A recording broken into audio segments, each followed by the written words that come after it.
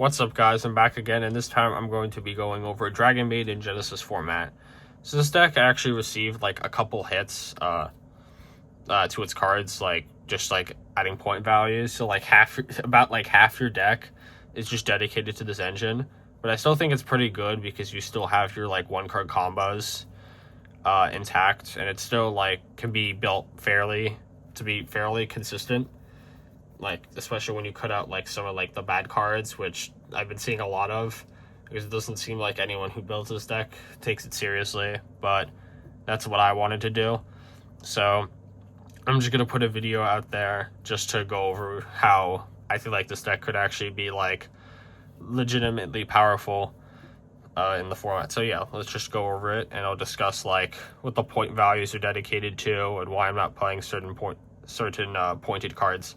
For starters, we have 3 parlor, 3 kitchen, 3 chamber, and then the big names we have 1 of each. Okay, so these 2 are still just the 1 card combo. It will change slightly differently because there's no seals, but overall it's still pretty good. Generates a lot of follow-up and just gives you solid disruptions, especially that most decks don't have like an easy access Omni negate like this deck does. It just gives you a lot of versatility and choice. I can't think of the right word. Just like you can be very selective with like what you're able to negate just because you have an Omni, which is pretty powerful. Unfortunately, Chamber is actually not a starter here because there's no Striker Dragon, so you can't link it off and then use Hospitality to bring back. So you need to get into Gray first, which like going second, it's possible to like go and crash this into a guy, which isn't great, but it's something. But that's why there are other cards in here that help with that a bit. So yeah, let's get to those next. 3 light end and then 1 dark end. So I think these cards are very good. Like they were good like before the Battles of Legend support came out, because they were kind of just perfect for the deck. You can just like summon it out and you have a big dragon and it has an effective fuse. So this plus a maid name plus this just allows you to make Shao, which was pretty good. And they weren't great in like modern after the support came out because like it doesn't help you like make the ladies Dragonmaid at all. So that was kind of bad. But in this format, they're good enough to actually see play. And they have the added benefit of being able to fuse off the chamber, so that way you can fuse it and then Hospitality bring it back, which is pretty good. Unfortunately, these cost like each 5 points, like each of these cards. So this is like a total of 20 points right here. And it does add up, which is why I'm not maxing out on all of them. And I'm not playing Lad either, because even though it increases the ceiling, it still loses to a lot. So like you'll get more like negates on your end board and stuff, but it also does block the Shao negate, which can be kind of bad, especially if you don't have tidying. You don't have a way to get it off the board very well, and you're not always going to have tidying, since I am playing tidying. I'll talk about that later. So yeah, I think these cards are pretty good. The reason I'm playing light end over dark end, since normally dark end is better because it also has like a pop effect, is because light end just helps with bridges in the deck, because I'm playing small world. So it's easier to use as a bridge, and also easier to bridge into if I want to like actually add it to my hand. And also most of the time we're just going to be using the effective fuse anyway, so the pop is not really going to come up as much, since like fusing is too desirable to get off. So that's it for the dragons. And then for the spell traps and other consistency cards, we have 3 Hospitality, 1 Changeover, 1 Tidying, 3 Upstart, and 2 Small World. So yeah, like what I was talking about before, Small World, it's just, with the non-engine I'm playing, it's just really easy to bridge into like your starters. And also like you can also like take your engine and bridge them into hand traps, which is pretty good. Like just being able to add Droll off this can be pretty strong. Unfortunately, it is a neg 1, and you don't want to play too many of those, which is why this is a 2 of. Because you're running some amount of hand traps, so your hand size is going to get pretty small, especially going second. And so the main goal with this is to try and bridge into Parlor, which is what the non-engine helps to do, and what playing more light end also helps with. because if you get drolled, none of the other two names won't allow you to like do at least part of the combo, especially Chamber, since it's not even a 1 card. So you can just go add Parlor, effect normal, and you can still get to the Lady's Dragonmaid and then summon the Shao on the opponent's turn, which is still pretty strong. So I think this is good, and this plus Upstart increase the consistency a lot, and it is going to allow you to like play. And if you're playing with this deck, especially going first, you're likely going to win, especially like hand trap. There aren't that many hand traps. And sometimes even if you draw like too many names, you can go like light end, like summon it first, effect fuse with dead name, like maybe a Chamber, and then you can go like normal Parlor and then just do the combo. And even if they hand trap you and you have to Shao negate, which like losing it's usually pretty bad, it's actually not that bad here, because you can tag in the house, and then for the mainline combo, you usually use adding changeover and then just fusing with 2 names you have on field. Like for example, if I were to go summon Parlor, effect up changeover, can go effect, bounce back 2, and then fuse into Shao, which is pretty strong, since you're normally gonna like hard make Shao turn 1 and then summon like Philia Regis off the Lady's Dragonmaid. Upstart, like I said before, it's just here to increase consistency. Even though you're running hand traps and like not like mostly breakers, it's a lot less good, but it's still like too important. And since you're running some breakers, allowing you to like see them more often is still pretty good. Hospitality is just an extender, even though it's going to be kind of weird how you have to use it, since like when you have like this plus Parlor, you can't just like go normal effect, bait an imperm, and then link into Striker and then activate this. You'd have to start by activating this, and if they do ash it, you can just go normal anyway. It's just slightly weaker. And with Chamber, it's like even more telegraphed. Well, yeah, because if you have the Chamber plus this and they ash this, you have to go like a normal effect search tiding pass, which is kind of not very good. And then the 1 changeover is here, since you don't have seals, you need this to like help with the turn 1 board. You could also like search tiding too, which is fine, but I feel like getting like a targeted banish of Philia Regis is usually better.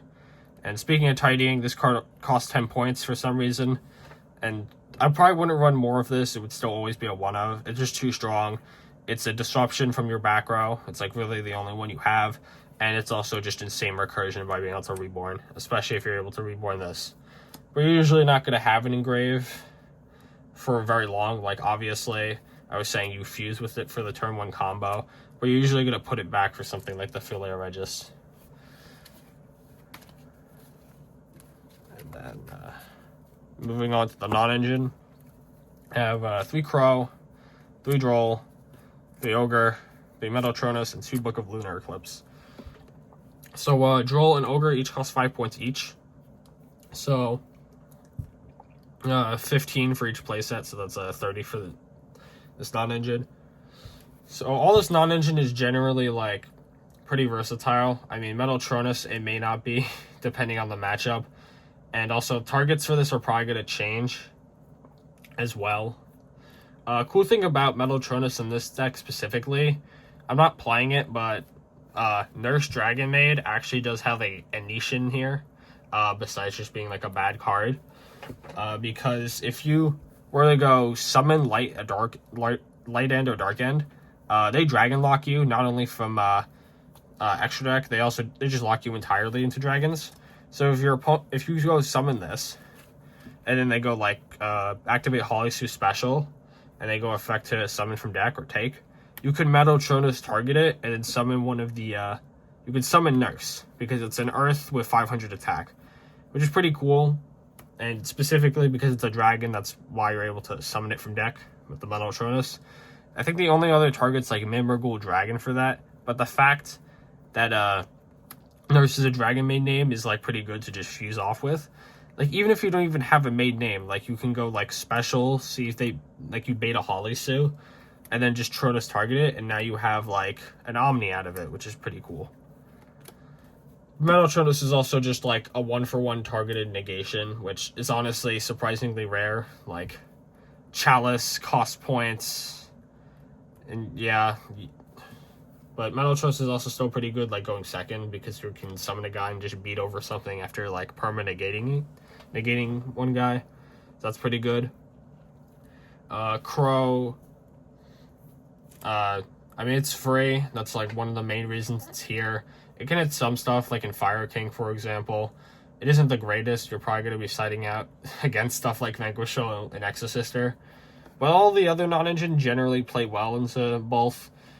Booking gets around the start protection, the Vanquisher start, and Tronus just targeted negation.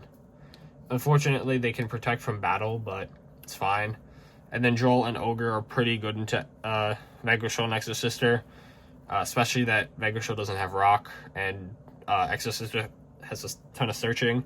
And then Ogre can be used on the start, and it can also be used on the Caspatel, the Exosister Monster Searcher, if they make it with an Exosister. Very important, because if they go like Aritama, Sakitama, and make Caspatel, you can't Ogre, because the mandatory effect won't trigger unless it's made with an Exosister name. And also only two Lunar Eclipse, because one, it's the only book card that's not hit, because Book of Moon and Eclipse cost points. And also you don't want to run too many like neg ones, like I was saying before, Small World.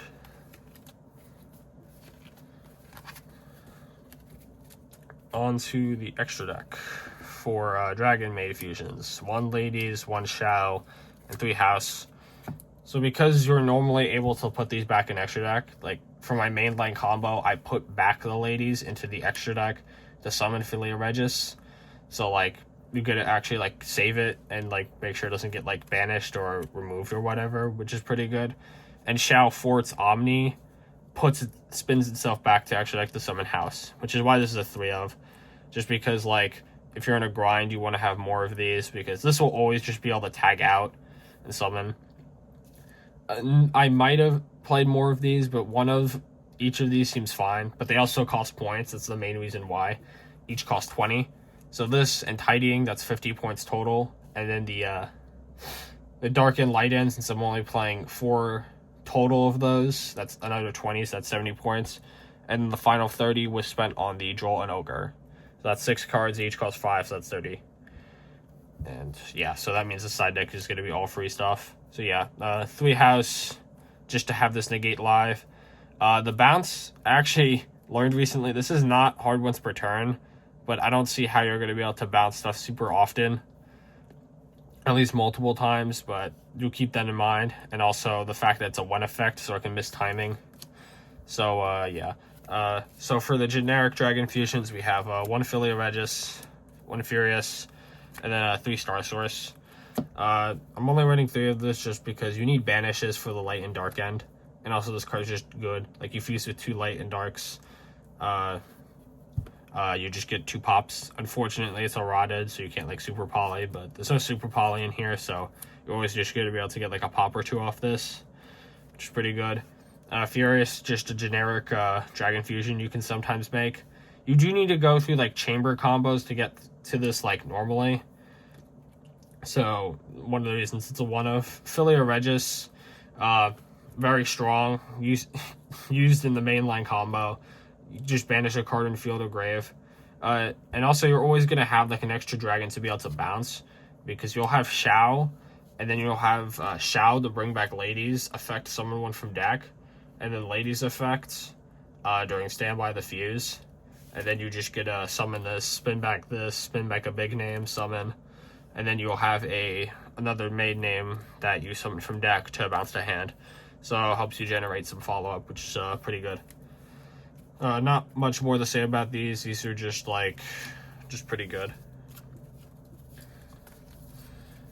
So for Metaltronus targets, I have 1 Gustav Max.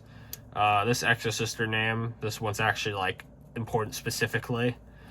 Stardust Warrior, Punk Jam Dragon Drive, and then Rukalos. So this is the most niche target, I think. This will probably change as the format develops. This is for specifically the Spiral, because you can hit quick fix with it. I don't know how popular it is, but I've seen like a list where it could be potentially good because you just like exceed spam. So like when you're going first and have the Metaltronus, you can just target a quick fix summon, and quick fix is like a pretty important card for the deck. So yeah, this is probably the most likely card to change. All of these will probably change at some point, but yeah. So this Exorcister name, well, one is an Exorcister name, so it's a light warrior, so you can target an Exorcister, summon this. You won't get the banish face down, since normally this is not going to be the guy they summon, but that's not really its use. Also, since it's a light warrior, you can also target like UDF or the Utopic Zexal, not the banned one. There's another like F-Zero Utopic Zexal guy that's like a take control and also like board protection. So yeah, you can also permanent negate one of those two. But specifically because it's a warrior with 2100 attack, you can target Izuna to negate it and then summon this from extra deck, which is like the main use. I just want a light warrior with 2100 attack, and it just happens to be an Exorcister name. So pretty versatile. Stardust Warrior, this is a Ripper target because it's a Wind Warrior. It's also like the biggest one. Also because it has a floating effect if it's destroyed by a opponent's card effect. You can summon a Warrior Synchro from extra deck, which I'm not running, but you could run theoretically like Drill Warrior, which is an Earth Warrior, so you can target Izuna to negate it. So that way, if you're playing against VSK9, you can target their Ripper, summon this, and if they use the Snow Devil and they pop this, you can get the floating effect to summon the Drill Warrior, and you can like beat over something with that, which is like not bad. But not really running that. This is just a big guy that you can just pop. Well, not pop, just battle over something. Dragon Drive, this is a Holly Sue target.